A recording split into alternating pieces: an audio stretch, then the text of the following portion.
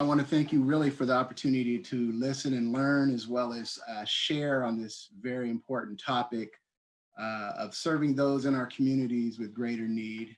My name is Terry White. I am King County Metro's interim general manager. And really, I am honored to serve in a county government structure that is leading with race, a county that has placed a marker, if you will, in the ground that seeks to provide everyone with an opportunity to thrive. Just a few years ago, King County Metro produced a report that clearly showed how race and place were the region's leading indicators as to whether a person would have the opportunity to thrive. And it is with this information in hand that King County Metro's direct contribution to leading with racial justice starts with our declaration that mobility must be a human right. All people deserve the opportunity to move from a place to a place. And place is not just physical in the form of the street address. Place is also a socioeconomic destination. And movement provides access to better income, better education, better healthcare. The inability to move from a place to a place is clearly a barrier to changing indicators for life quality. Our work engagement has led us to being recognized really just a couple years ago as the nation's top large transit agency system. And as a nationally recognized top transit agency, we're still regrettably seeing reports that continue to tell us that race and place is disproportionately impacting communities of color. So like agencies and businesses and organizations across this country, we at Metro acknowledge that what we have been doing has not been good enough. And we must continue, we must do better by our communities of color. Right now in this COVID-19 pandemic moment, the silent and the marginalized are speaking with their presence in our transit system. And really any system that does not take care of those in greatest need is really a flawed system. Once again, elected officials and health agencies are starting to implore us to stay home and safe unless travel is deemed essential. And it just so happens to be that most of the roughly 150,000 riders who continue to rely on Metro throughout this pandemic for essential trips are from historically underserved areas with Black, Indigenous, and people of color. Now, we've done some work in reforming fare enforcement. We've done some work to improve access to our mobility, to the mobility system as it is. And there is more to do. Today, you're going to hear from my esteemed colleague, Deshaun Quinn, on how King County Metro is working to further our commitment to leading with racial justice. And I'll close with this. When I was in the 5th grade, I recall a report card that I received that said, and I quote, "Terry tends to rest upon his laurels, of which he has none." And my mother explained that to me in a way by saying, getting 1 or 2 successful grades and considering your work done is at best a very disingenuous representation of what you are capable of. Leading with racial justice will not allow for complacency. Deshaun, passing it to you. Thank you, Terry. Very much. That was powerful. I have to say it's a challenge sometimes to follow you, but thank you. And thank you, the Transportation Commission, for this opportunity. I'm honored to be a part of this distinguished panel. Also seeing our partners such as Bellevue and HopeLink. And kind of what I think has been presented earlier is just really how we operationalize equity into our work. And so that's what I'm going to discuss today. And it's really operationalizing our values in the transit service as we continue to build towards maintaining or continuing to be a mobility agency. Next slide, please. So I just wanted to draw your attention to the left of this slide. Terry talked about the county and our position on leading with racial justice, but I wanted to draw your attention to the left of the slide. So we recognize that many of our government policies and practices have historically been designed to react to problems and crisis in our community after they arise. Using an upstream metaphor, these problems are downstream results of inequities that exist in social, physical, and economic conditions in our communities. Moving upstream allows us to examine the root causes of these conditions and create opportunities for dividing outcomes for all, identifying obstacles faced by specific groups, and tailoring strategies and building on assets to address barriers. You know, when we look at data across our communities, whether it's people's health or access to housing and good paying jobs, graduation rates, incomes, or incarcerations, disparities are the greatest when we look by race. The most persistent and detrimental disparities are the starkest when we look at race. So by leading with racial justice, we are committing to taking on the root causes of our most challenging problems and to focus where we can have the biggest impact and where the needs are greatest. And so, you know, I say that to kind of set up the theory around the Equity and Social Justice Ordinance, which was passed by the County Council in 2010. Metro is applying the county's approach to investing upstream strategy to modernize the transit network, to engage with community and elected representatives, leveraging our partnerships and building on what I'll talk about later, which is the mobility framework to achieve our measurable mobility and quality of life outcomes for our region. I'll say this, you know, we need systems and standards that build on our best practices and learnings from our equity journey to date. We need both to lead as necessary and respond consistently to our residents, partners, and employers in different areas of government. And we need to ensure that our decisions, policies, and practices produce gains for all while targeting many of the benefits where needs are greatest. Next slide, please. So Metro's long game is just the way that we describe our continuous improvement, our organizational maturity, and really, you know, the focus of this area is that we are centering equity, safety, and climate in our work so that we can better advance key outcomes. And I know in the introduction, I think it was articulated that I was an equity manager, but I'm actually the strategic planning manager. So responsible for strategic planning and business analytics. And when it comes to Metro's long game, we are value driven and data informed. Next slide, please. All right. So we talked a little bit about the mobility framework. In establishing the mobility framework, we were able to develop an equity cabinet. And so the equity cabinet was comprised of 23 leaders representing riders, communities, and organizations countywide, including, but not limited to, low and no income populations, people of color, indigenous people, immigrants and refugees, limited English speaking communities, and people with disabilities.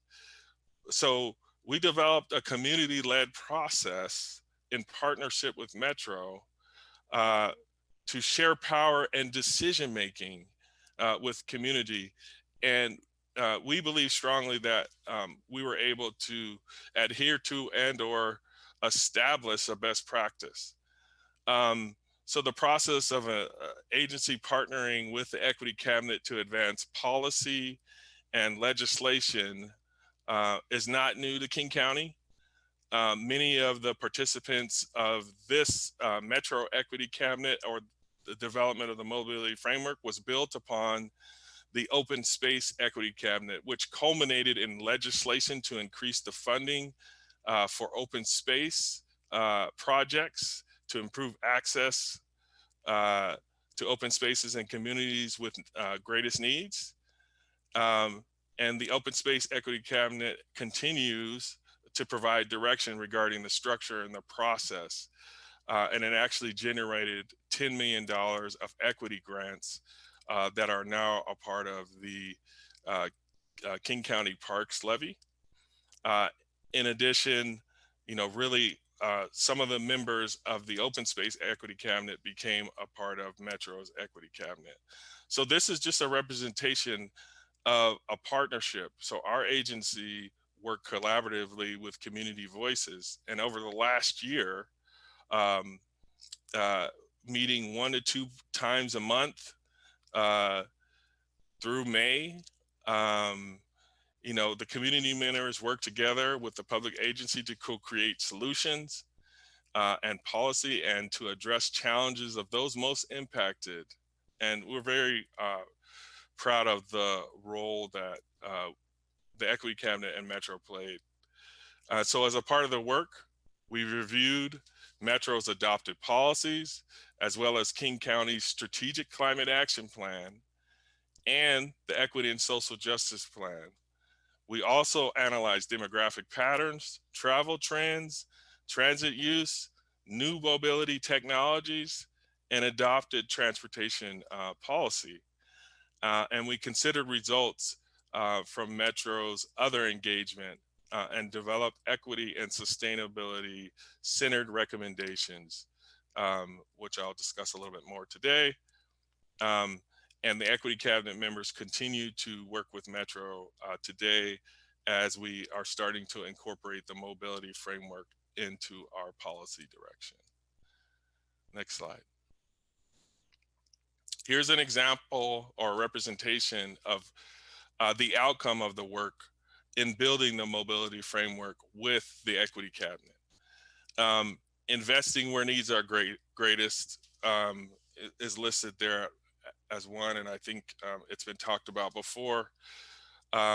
It's based on factors including density, efficiency factors, people who currently don't have access to mobility, and areas of low access to jobs, schools during midday and evening.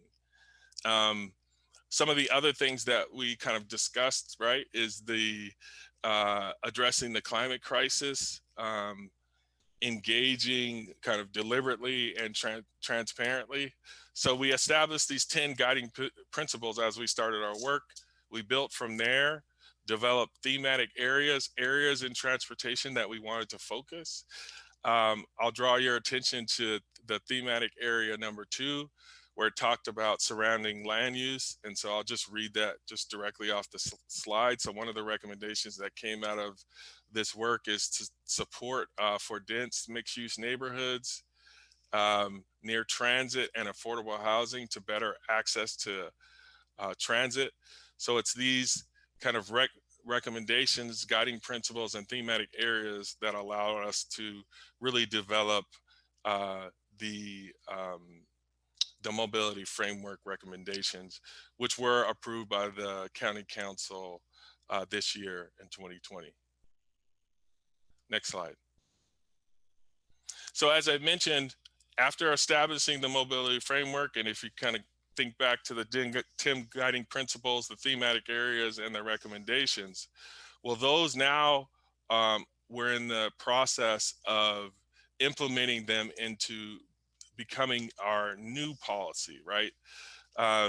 And so we are incorporating those recommendations into our policy documents, really better prioritizing equity and including leading with race and sustainability for service delivery.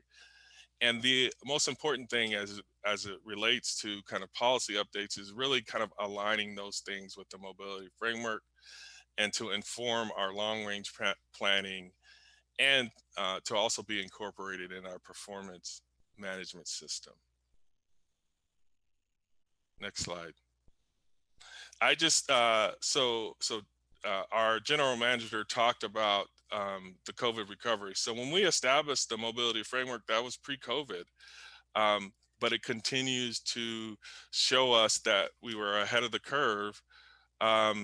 So what I would say is that we are, as an agency, going to recover service in a way that advances our values and centers around essential riders.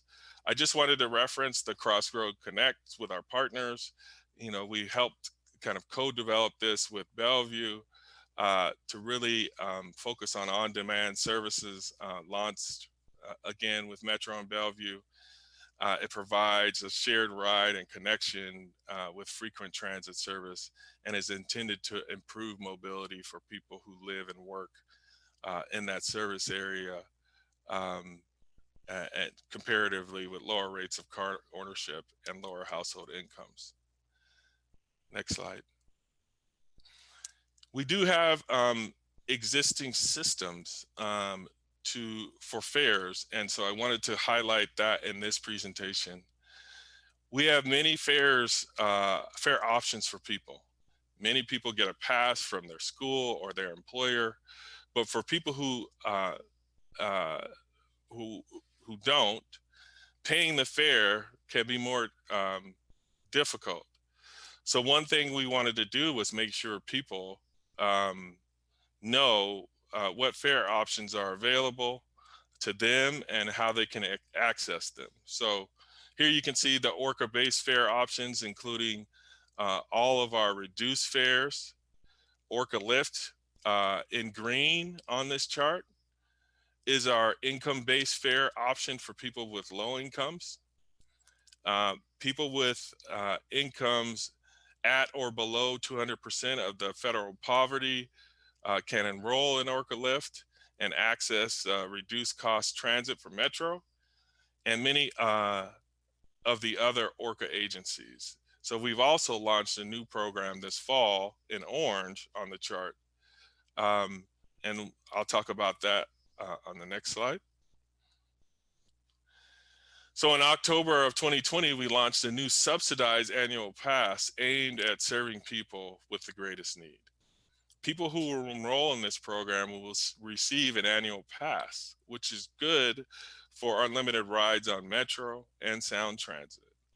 The pass is renewable after a year if eligibility criteria still can be met. The program is a partnership between Metro, Sound Transit, Public Health, and the State Department of Social and Human Services and Catholic Community Services. I think I have one more slide. Next slide. So to be eligible for this new pass, customers need to be enrolled in one of the 6 state benefit programs seen here. So through the enrollment sites, these customers can enroll in the new program and get an annual pass, a good for unlimited rides on Metro and Sound Transit. There are approximately 107,000 people in King, Pierce, Snohomish County region who are eligible for this new pass. So we expect to be able to enroll about 3,000 people per month and to expand to reach more people through more partnering benefit programs as early as 2022. With this program, we are testing a few things. The impact of a fully subsidized transit option for people with the lowest income. With this program, we'll be able to see if the programs increase mobility for enrollees and if that mobility led to greater access to services and if that greater access to service led to better health and well-being. A new model where we are sharing power with partners. We're developing brand new systems and a shared decision-making structure and we evaluate this as we go. So we'll report on the results of this program, how many people enroll, and what demographic categories, how much the program costs, what its positive and negative impacts are in June of each year. Next slide. I want to thank you for your time and commitment to the work that you do. Thank you.